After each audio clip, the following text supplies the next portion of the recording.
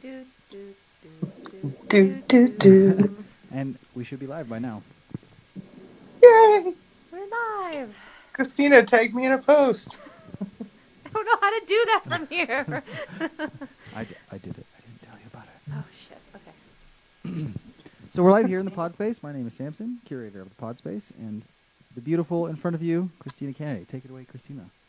Hello, everyone. Thanks for joining us today. We are here to talk about a few things. First, we want to start off by talking about our Mile High Books and Bounty pairing event happening this year, October 19th. It's on a Saturday. It's going to be down at the Red Line Art Gallery. We're very excited about it. Our vision for this event is to pair local goodies and delicacies with 50 plus authors from around the world to create a wonderful experience for readers. We also have some wonderful personalities joining us, such as Josh, who's joining us via live, making funny faces, with Bernardo. So tickets are on sale now on brown paper tickets. VIP tickets still have a few left. A VIP ticket includes admission to the event an hour early, also gives you a wine tasting bracelet, courtesy of Carlson Vineyards. They were our top picked wine last event, so they will be our sponsored wine host for this event. And then with Josh today, we wanted to talk about what it is like to be a model in the industry. And he's making faces at me. And we also wanted to talk about body positivity because men and women both struggle with a lot of industry things that make body positivity and confidence and all those things difficult. And so we wanted to talk to Josh about his experiences. Take it away, Josh. Hi, everybody. Oh god, my experience as a model. You really want to know that, huh?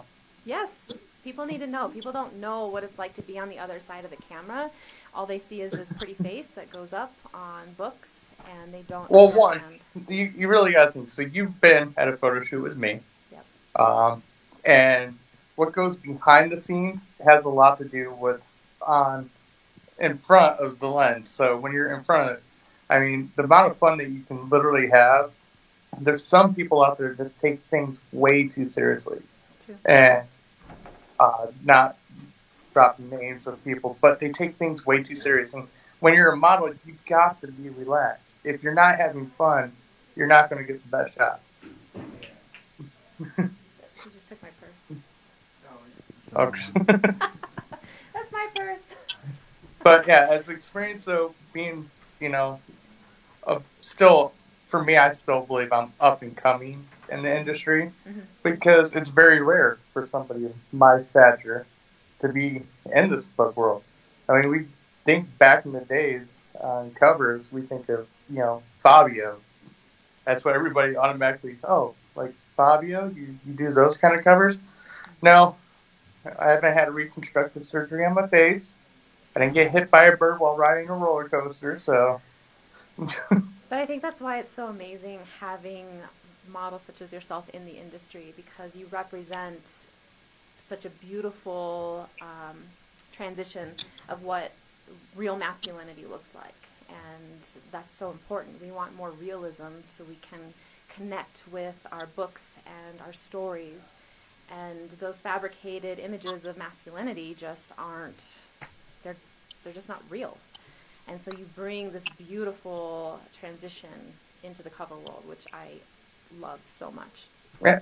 And it's nothing, I mean, I'm friends with a lot of these guys, and I respect every single person in this industry that, I mean, Absolutely. that they spend time and they really do work hard to get their bodies to where they are. And it's absolutely amazing. I've worked very hard on getting my body to where it's at by eating very delicious junk food.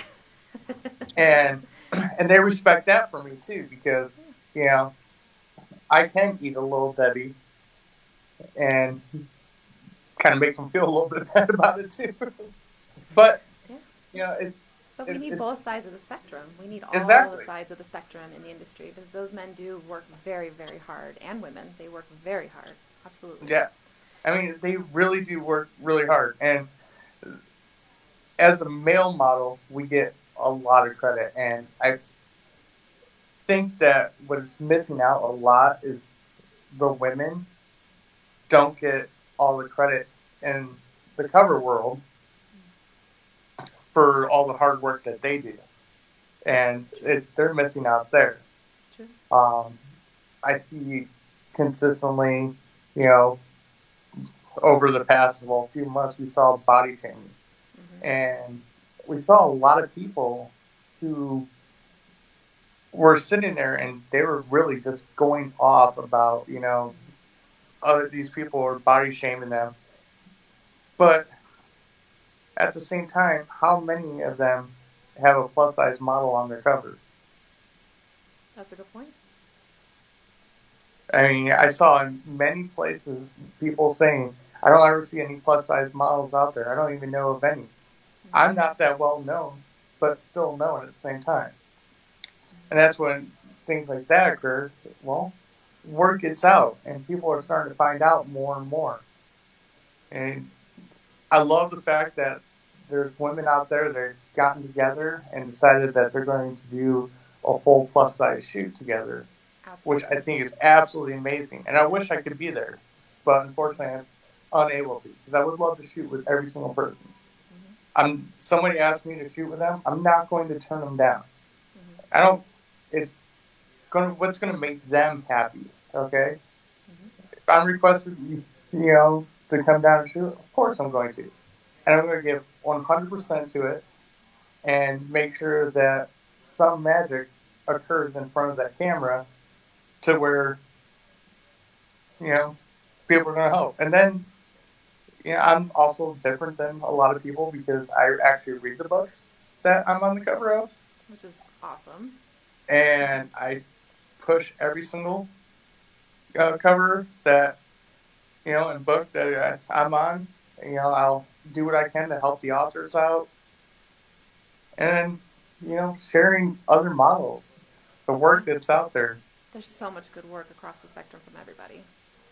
There really is. I mean, I was asked to do beautiful artwork. I was asked to do like a horror style, and I was like, I really need a horror style pick, and I promoted a different model because I know for a fact he has some amazing horror picks out there, and I'm like, yeah, you need this person because it's just helping others find the right path that they need to go on. Absolutely, and all taking this team approach, I think, in the industry for us, because there's so many gifts that people in the industry have to offer each other. For sure. So they really do. I'm looking at the Facebook live feed, and there's Gigi said, "Damn, yeah." Gigi said, "Damn, you got a whole microphone and everything." Everything, girl, everything. We're doing it. I said it how Gigi would say it. Oh, hey, girl, love you. So, Josh, I would love to hear some body positivity tips from you for anybody who might be listening. I don't care if you're an experienced model or new coming into the industry and are still playing with the idea of doing it. I feel like no matter how experienced you are, there's always some wonderful constructive criticism we can receive to better ourselves and stay confident. Because even if you've done it 100 times, there's always something that could pop up in the back of your mind to kill your confidence for a shoot. Oh, by far. I mean, number one rule. People, if you're going to shoot, don't do this to your face. Okay? Don't squish your cheeks. Okay? Just lightly put it there. But you have to remain positive. These photographers, they work extremely hard.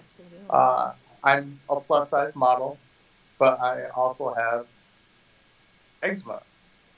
And sometimes I have eczema breakouts. Well, they work and edit those things out to make them look better.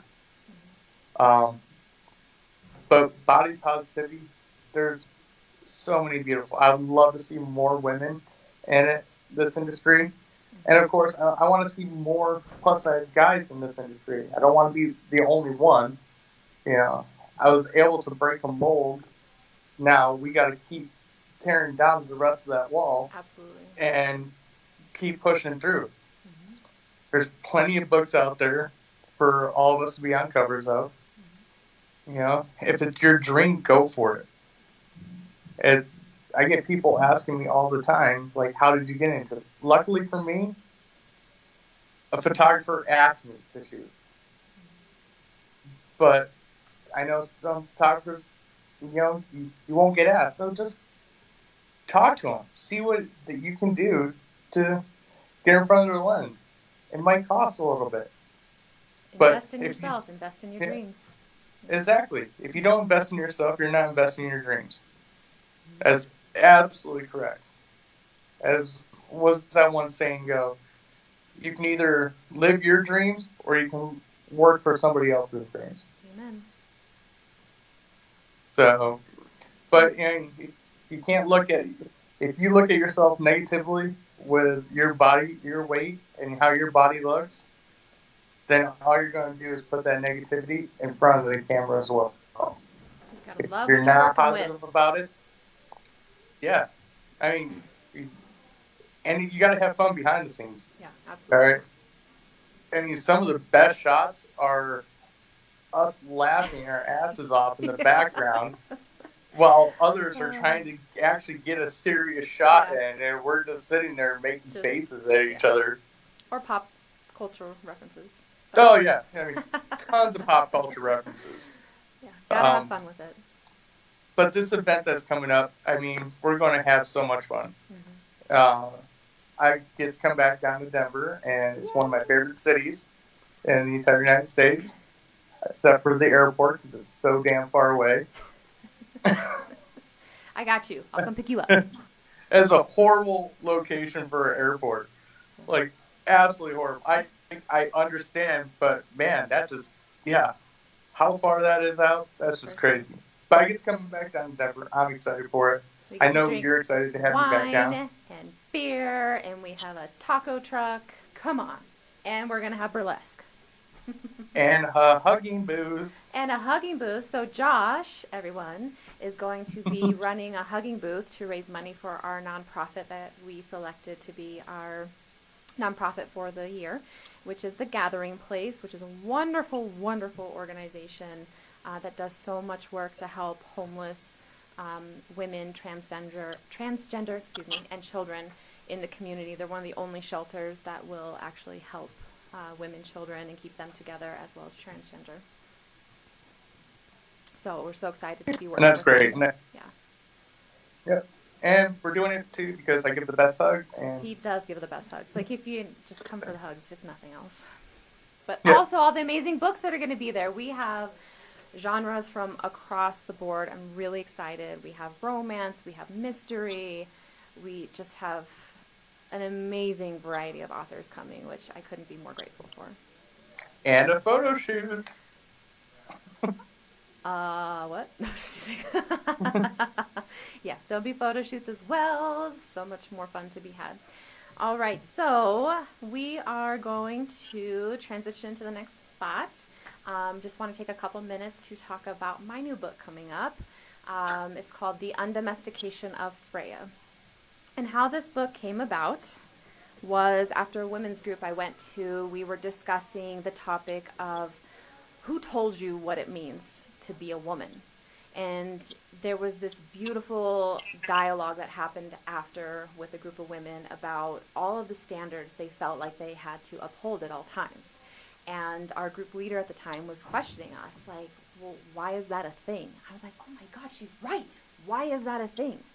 Why is that how I'm measuring my womanhood? And so I wanted to write a satirical comedy to give women permission to tear their lives down if they needed to, so that they could clear away the stuff that doesn't serve them anymore and step into who they are meant to become. I also wanted to address some difficult conversations to be had, such as the indoctrination standards of men and women.